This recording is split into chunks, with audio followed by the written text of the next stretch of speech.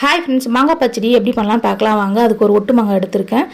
கொஞ்சமாக வெந்தயம் வறுத்து வச்சுருக்கேன். ஒரு கடாயில் எண்ணெய் சேர்த்துட்டு கடுகு, சீரகம், காஞ்ச மிளகாய் விதை இல்லாமல் சேர்த்து கருவேப்பிலை, மாங்காய் கட் பண்ணி வச்சுருக்க மாங்காய் சேர்த்துக்கு. நீங்கள் ஸ்கின்னு வேணாம்னா ஸ்கின்னு எடுத்துடலாம். ஸ்கின்னோடு போடும்போது கடிச்சு சாப்பிடும்போது கொஞ்சம் க்ரன்ச்சியாக சூப்பராக இருக்கும். அதுக்கப்புறம் கொஞ்சமாக உப்பு போட்டு அரை டம்ளர் தண்ணி ஊற்றி மாங்காய் வேகிற அளவுக்கு தண்ணி ஊற்றி வச்சுருக்கேன். மூடி போட்டு நல்லா வெந்துடுச்சு பாருங்கள். இப்போது நல்லா மிக்ஸ் பண்ணி கொடுத்துருங்க. இந்த மாதிரி கட் ஆகணும். அந்த அளவுக்கு வெந்ததுக்கப்புறமா தனி மிளகாய் மட்டும் தான் சேர்க்கணும், வேறு எந்த தூளும் சேர்க்கக்கூடாது. அதை சேர்த்து நல்லா மிக்ஸ் பண்ணிவிடுங்க. வெந்தயம் கொஞ்சமாக வறுத்து ஒரு 1/4 ஸ்பூன் அளவுக்கு நான் பொடி பண்ணி வச்சுருக்கேன். வெல்லம் பார்த்தீங்கன்னா நீங்கள் மண் இருந்தால் இந்த மாதிரி தண்ணியில் நல்லா கொதிக்க வச்சுட்டு சேர்த்துக்கங்க. அப்படின்னா அப்படியே டைரெக்டாகவும் நீங்கள் சேர்த்துக்கலாம், அது உங்கள் விருப்பம் தான்.